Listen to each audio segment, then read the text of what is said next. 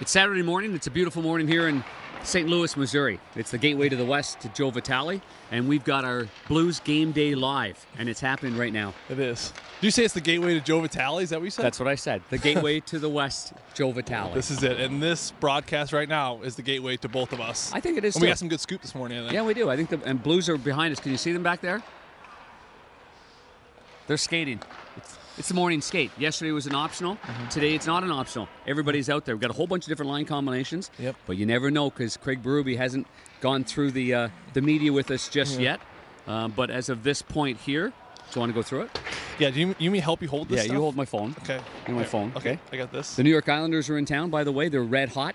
They've got one of the finest young players in the National Hockey League, Matthew Barzal, last year's Calder Trophy winner.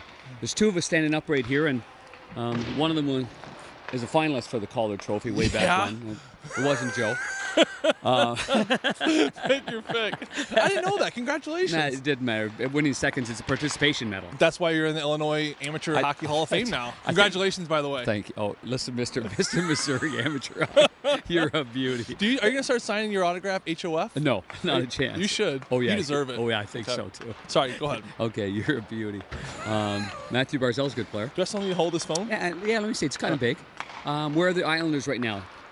22, 13, and 4, 48 points. Goals, 4 goals against, plus 13. Only played 39 games. The Canadians have played 41. They're in good shape right now. They are 8-2 in the last 10. Lou Lamoriello is sitting over there to our left, the Hall of Fame general manager and president of the New York Islanders. He brought in Barry Trotz. They've got some structure. They lost Tavares, but they are a very good hockey club. Yeah, they are, and they beat Tavares the other night 4-1. Toronto game. A lot of hype in that game. They overtime win against the Blackhawks the other night. A team that has figured it out. And you mentioned the coaching change. Defensively, he's a detailed guy. Trotz comes in here and he said, we want to take care of the defensive zone. And the New York Islanders went from dead last in the league last year as far as defensively. Now we're near the top. I believe second structure in the league right now of fewest goals against. And structure, details, and you mentioned Matthew Barzal, a goal scorer, a guy who gets to the front of the net. But Trotz says, hey, when you have the puck, you do what you do. When you don't have the puck, you're going to do what we do. And I think that's a really good way to put it. I think he's got that kind of jam and that identity throughout this whole group. Defensively very strong, led back there by Boychuk and who's it, Letty? He's his partner back there. Nick Letty back there. Two great guys. Skate. I mean, good group. Yep, and Devon Taves scored his first NHL goal. I'm not sure if it's Devon or Devon, but I've heard him say a couple of different ways. I'm going to go with Devon. Yeah, and he's not related to Jonathan, though. It's not at all. No, he's from British Columbia instead of Manitoba. The Blues against the Washington Capitals. And when I look back on my notes right now, they've won. They've beat 3 of 4 of the divisional leaders in the NHL. So they beat Washington, they beat Winnipeg, they beat Calgary. The Blues have 6 games in hand on Vancouver. They had 67 attempts against Washington. Joe, that's one area that they've really improved upon. Talked to Craig Berube yesterday about it. They've worked an awful lot on especially the defensemen, walking the line on the blue line, creating a little bit of a better angle, but getting pucks through that are deflectable. I think that was the most deflections that I've seen the Blues have in a game this year by far in their last game against Washington. It gave Holtby fits, Joe. I agree. I think at times, they're in the past, defensemen from the point, I think everyone wants to score goals, and I think you want to be so precise, and you try to hit that little corner, and sometimes they go wide. Sometimes, what I mean? You're not scoring from the blue line. I got bad news. Just get it there. Yeah, I got bad news. Good goalies out here. If I even put on the equipment and somebody takes a wrister or a slapper from the blue line, honestly, it's not going to go in on me. Quick look. So you need to shoot it for a deflection. You have to. For a rebound, for a screen. Throw it there. Just get it through, though. Throw it there. You know it's going to be the second and third shot that's going to do it. And you looked at the Pietrangelo goal when Oscar Sundqvist buried it. I mean, just throws it at pads. But getting to the net, that was the other thing about all these attempts. You have to get pucks there, but if you don't put bodies there, really, it's really useless, right? It's useless. Yeah, you know what I mean? If you fan out, you got to stop. You got to stop there. Yeah. Sundqvist, he's boxed out on his goal. He spins, goes to his back, diving play. It's effort. Robbie Thomas. Imagine if that was Game 7 of a playoff gosh, series. dude, that kind of goal. The place would have exploded. That was a wicked play by Oscar. It was Oscar. a great play, diving like Bobby Orr. We call him Oscar the Sundqvist. Oscar the Robert the Thomas. Yeah. Okay, we'll keep it at Oscar Sundqvist. Yeah, we'll keep that there. Yeah, baby. But Thomas, best smile in the league. He's red hot for the St. Louis Blues. Actually, he is. He is. Huge confidence, and battle on pucks. So 220 attempts total in the last 3 games. It's a lot of pucks in the net. That is. Okay, a lot of pucks. I'm going to go through another area. fifth in the NHL at the face-off dot at 52.3, but they were almost 70% against Washington. It's a more fun way of playing hockey, I bet, Joe, when you got the puck on your stick. Yeah, well, when you're dominating 5-on-5 like the Blues have been doing these last 3 games for the most part. You know, they're 1-2 in these last 3, but 5-on-5 been dominating. And when you can start with that puck, that's really important. And the Blues have been doing a great job with that. You get puck possession, and you can spend the first 10 seconds with the puck. I tell you what, that's a quarter of your shift. You're going to want to do that. Well, that's all the nuggets I've got right there on that piece of lines. paper. What lines? Let's do lines. So far. Here's what I had so far. We had Schwartz, Shen, and Thomas. They were together in the last game. Keep them together. They're great. I like the speed that Thomas brings to that line.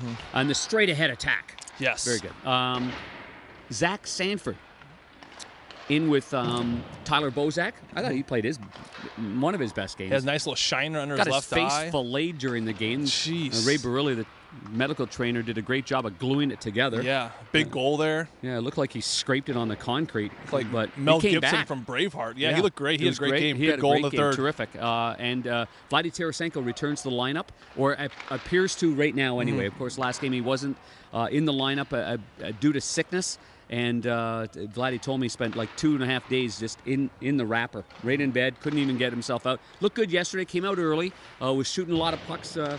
They had a little setup there yesterday. He was working on a shot, looked real good. Next line we've got is Alexander Steen, O'Reilly, and David Perron, and they've been a good line. And then Robbie Fabry, Barbashev, and Sundquist, according to the skate this morning. So that would leave the big rig, Pat Maroon, out of the lineup. Not sure about the D pairings, I'll be honest with you. They were all over the map. All over the map. Yeah. We have 8 healthy D. I mean, you don't know. You really don't know. You have lots of options back there. I mean, we could see a little bit. But you know what? Speaking of defensemen, though, I thought last game versus Washington, I was really impressed by how we don't give Mike Van Ryn a lot of credit, but not credit, but attention. I thought he did a great job. With the 7D. Running those 7D. It's hard to do, man. Well, I noticed between the benches, too, Joe, it was a lot more communication. Was there? And you have to. You have to really yell it out. Otherwise, you're going to get caught with, guess what?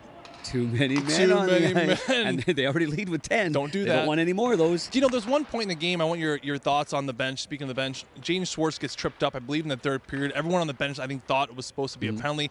From up top, I saw maybe 8 or 9 Blues standing up, banging their sticks. I mean, they were into it. That kind of energy I have not seen in a long time for this You know group. what? It's been in and out. You know, it's been consistent with wins, and it's been consistent with losses. Losses, a little adversity, you know, it hit them earlier and they just got quiet. You know, I thought in the last game, even when the scrap with Robert Bortuzzo and Tom Wilson just, I mean, electrified this crowd. And then, of course, Washington scores right after that, but the bench didn't let go of that. And as soon as Robert Bortuzzo came out of the penalty box, you know, the players are on their feet. They're hitting the boards with their sticks, and everybody's all jacked up. And they went out and recaptured the hockey game, which was really, really nice. But yeah, I love energy. Me too. I mean, that's part of the fabric of the game.